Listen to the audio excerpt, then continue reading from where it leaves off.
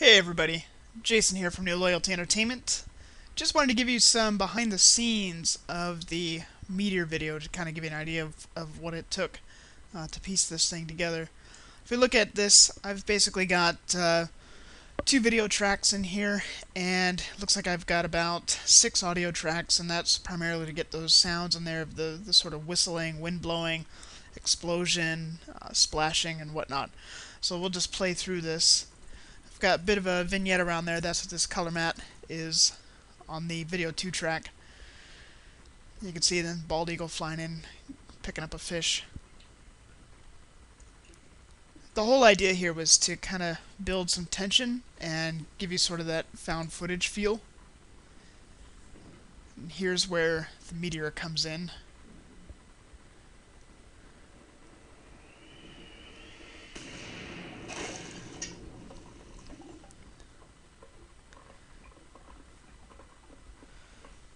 Okay, so for those who are VFX nuts out there, it's pretty clear of what I did here. Basically tracked the shot and included the meteor as part of the shot.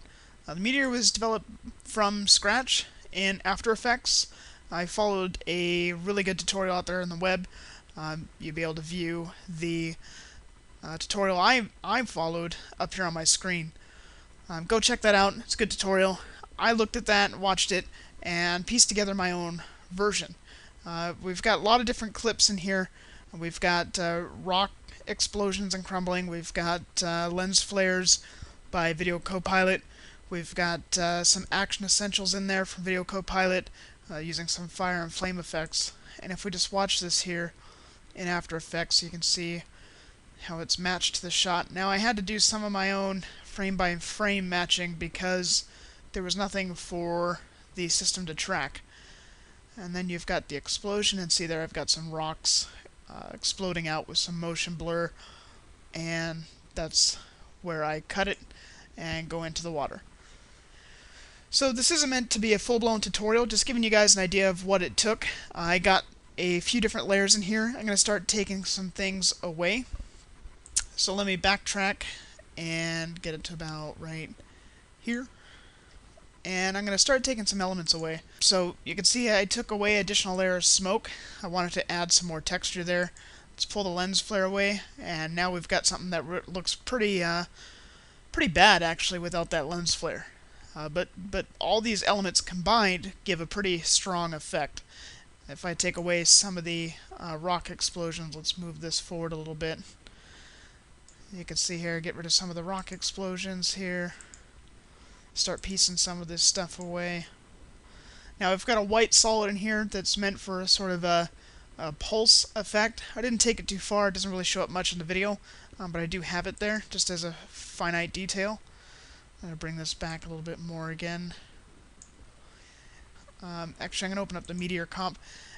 Here's the Meteor. Now I've got some embers on here. I just used a particle effect that's part of After Effects to get that in there.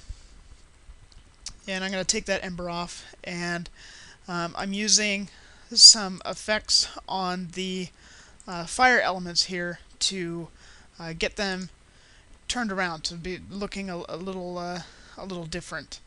So the effect I have on there is polar coordinates, and I just made some adjustments to round those out instead of just being flat straight lines. So if I take the visual away on one of these effects, well, you can't see it in there. Well, you can kind of see it go from curve to straight line.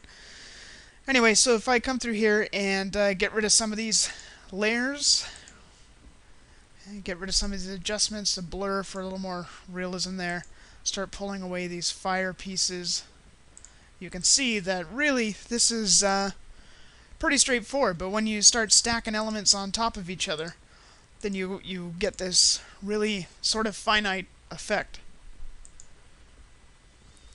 So there you have it. I'm going to turn this one back on to show you again the polar coordinates.